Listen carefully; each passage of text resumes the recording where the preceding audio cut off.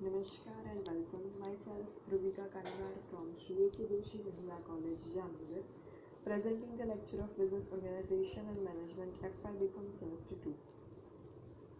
Unit 3 Controlling Ankush.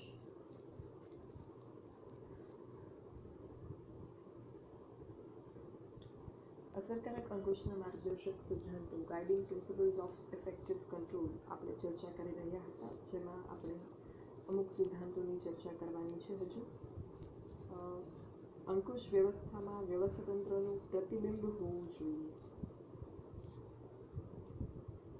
The process of controlling should be aligned with organization. અંકુશ વ્યવસ્થા જે છે એ વ્યવસ્થાતંત્ર સાથે સુસંગત હોવી જોઈએ. વ્યવસ્થાતંત્રના સત્તા કેન્દ્ર અને અંકુશ કેન્દ્ર વચ્ચે સુસંવાદિતતા હોવી જોઈએ, બેલેન્સ હોવું જોઈએ. એની વચ્ચે એક વાક્યતા જળવાઈ રહે અને ઘર્ષણ ન થાય એની સ્પષ્ટતા હોવી જોઈએ. વ્યવસ્થાતંત્રના અધિકાર કેન્દ્રો, માહિતી સંચારના કેન્દ્રો, સંકલન કેન્દ્રો અને અંકુશ કેન્દ્ર વચ્ચે સુમેળ અને સમતુલા તેમજ એક વાક્યતા હોવી જોઈએ.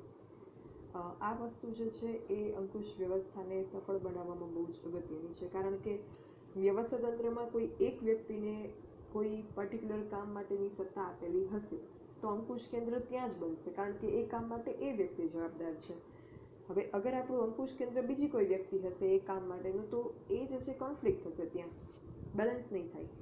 દેટ ઇઝ વાય આ બંને વ્યવસ્થાતંત્ર અને અંકુશ વ્યવસ્થા વચ્ચે સુસંગતતા જરૂરી છે. ત્યારબાદ અંકુશ વ્યવસ્થા વસ્તુલક્ષી હોવી જોઈએ.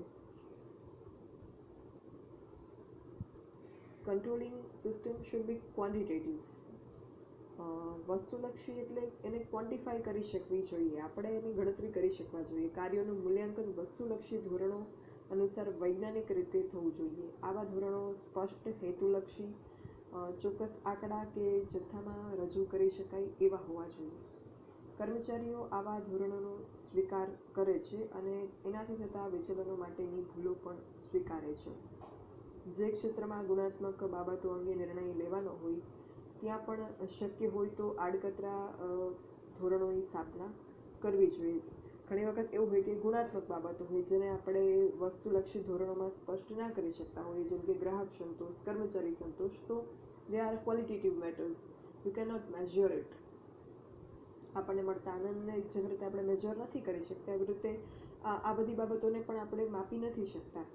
તો એને પણ આપણે પ્રયત્ન કરવો જોઈએ કે આપણે માપી શકાય એવા ધોરણોમાં એને કન્વર્ટ કરી શકીએ. લાઈક બદલીનો, કર્મચારી ફેરબદલીનો દર, ઔદ્યોગિક ઝઘડાનું પ્રમાણ, એના આધારે કર્મચારી સંતોષનો અંદાજ આપણે લગાવી શકાય. અગર કર્મચારી ફેરબદલી દર નીચો હશે, ઔદ્યોગિક ઝઘડાઓ નહીં થતા હોય, ઇટ મીન્સ કે એમ્પ્લોઈઝ આર સેટિસ્ફાઈડ.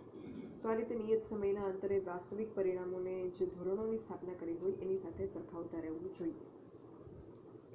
ત્યારબાદ અંકુશ વ્યવસ્થા કાર્ય સાધકો હોવી જોઈએ.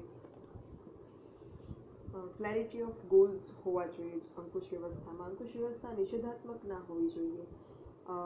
એનો ઉદ્દેશ માત્ર ભૂલો કે ખામીઓ શોધી કાઢવાનો નથી. ભૂલો થતી અટકે એ પ્રકારના સુધારાલક્ષી પગલાં લેવાનું પણ એનું કાર્ય છે. ભૂલોની જવાબદારી પણ એ જ નક્કી કરે છે. એટલે અંકુશ એટલે માત્ર ટીકા કે ઠપકો નહીં, પણ એનું ધ્યેય માર્ગદર્શન આપવાનું પણ છે, કારણ કે એ કરેક્ટિવ મેજર્સ લે છે. અંકુશ જે છે એ સુધારાત્મક પગલાં લે છે, ભૂલો કાઢી અને એ ભૂલ રિપીટ ન થાય એના માટેનો પ્રયત્ન કરે છે. અગર કોઈ કર્મચારીથી પણ અહીંયા ભૂલ થઈ તો એ કર્મચારીઓને તાલીમ આપવામાં આવે છે કે જેથી એનાથી એ ભૂલનું પુનરાવર્તન ન થાય. So it is goal oriented process. અહીંયા જે છે ગોલ છે to achieve the perfection or to do the task perfectly. એ ગોલ છે, અહીંયા કાર્યસાધક છે. નેગેટિવ નથી કે to find faults or to blame any employee. It's not like that. અસરકારક અંકુશ માટે ધ્યેય સ્પષ્ટતા હોવી જોઈએ. એકમમાં કામ કરતા જે કર્મચારી હોય એને ધંધાના ધ્યેયનો સ્પષ્ટ ખ્યાલ હોવો જોઈએ. અગર એ ધ્યેય જાણતા હશે તો જ એ ધ્યેયની પૂર્તિ માટે શું કરવું એનો ખ્યાલ એને આવી શકે. એટલે ધ્યેયલક્ષી સંચાલન જે છે એ અગત્યનું છે. કર્મચારીના કાર્ય ઉપર અંકુશ રાખવાનું સરળ તો જ બને, ધ્યેયની જો સ્પષ્ટતા હોય તો.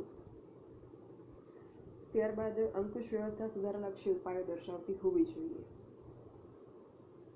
સુધારાલક્ષી ઉપાયો એ અંકુશ માટેની સફળતાની શરત છે. અગર આપણે ભૂલ કાઢી શકવા સુધીની જ પ્રક્રિયા કરી શકીએ, ભૂલને કેમ સુધારવી એના માટે આપણી પાસે કોઈ આયોજન ના હોય, તો આખી પ્રોસેસ જે છે ઇટ ઇઝ નોટ મિનિંગફુલ, અર્થહીન છે. એટલે અંકુશ પ્રથા માત્ર આયોજનના લક્ષ્યાંકો અને વાસ્તવિક પરિણામોને સરખાવે એટલી જ નથી, પણ આ બંને વચ્ચેના તફાવતો કે વિચલનો ઓછા થાય, એ પ્રકારની ભૂલોનું ભવિષ્યમાં પુનરાવર્તન ન થાય, નિર્ધારિત લક્ષ્યાંકો પૂર્ણ થાય એ માટેના ઉપાયો પણ સૂચવતી હોવી જોઈએ. અંકુશ વ્યવસ્થા ભવિષ્ય સાથે સુસંબંધિત હોવી જોઈએ. એક્ટિવિટી બેઝડ કંટ્રોલ સિસ્ટમ હોવી જોઈએ. ભવિષ્યમાં જે વિચલનો કે તફાવતો છે એ આવવાની શક્યતા છે એની અત્યારથી જાણ થઈ જાય અને એ ન થાય એના માટેના પ્રયત્ન આપણે અત્યારથી કરી શકીએ એ પ્રકારની અંકુશ વ્યવસ્થા હોવી જોઈએ. Like prevention is better than cure. Like રોકડ અંદાજપત્ર બનાવવાથી અગાઉથી જાણી શકાય કે રોકડની ખેંચ ક્યારે ઊભી થશે. કેશ બજેટ બનાવવાથી તમારે અકાઉન્ટ્સમાં SYTYમાં આવશે cash budget, cash flow statements, આ બધા અકાઉન્ટ્સ બનાવવાનું તમે ત્યારે શીખશો. તો કેશ બજેટ બનાવવાથી કેશ ઇનફ્લો અને આઉટફ્લો વિશે જાણી શકાય અને એના ઉપરથી ખબર પડે કે કેશની ખેંચ ક્યારે થશે અને ક્યારે જે છે વધારે પ્રમાણમાં હશે તો એને આપણે ક્યાં ઇન્વેસ્ટ કરશું એનો નિર્ણય પણ આપણે એડવાન્સમાં લઈ શકીએ. એટલે અંકુશને માત્ર ભૂતકાળ સાથે સંબંધ છે એવું નથી, અંકુશને ભવિષ્યકાળ સાથે પણ સંબંધ છે. ભવિષ્યની જે અસરો છે, જે લાંબા ગાળાની અસરો છે, એને અને વાસ્તવિક વિચલનોની અગાઉથી જાણ આપણે મેળવી લઈએ એ પણ અંકુશને અસરકારક બનાવી શકે છે. આ રીતના અંકુશના આવા માર્ગદર્શક સિદ્ધાંતોને અગર આપણે ફોલો કરીએ તો અસરકારક રીતે અંકુશ વ્યવસ્થા આપણે એસ્ટાબ્લિશ કરી શકશું આપણા બિઝનેસ યુનિટમાં, કે જેનાથી આપણા જે પ્લાનિંગ છે અને જે આપણા ગોલ્સ છે બિઝનેસના એને આપણે ઇફેક્ટિવલી અચીવ કરી શકીએ અને સાથે સાથે આપણે ઔદ્યોગિક શાંતિ અને કર્મચારી સંતોષનો પણ આપણો ટાર્ગેટ જે છે એને અચીવ કરી શકીએ. Thank you, and for any doubts or queries you can write me on this mail dbk9akdmc@gmail.com. Thank you.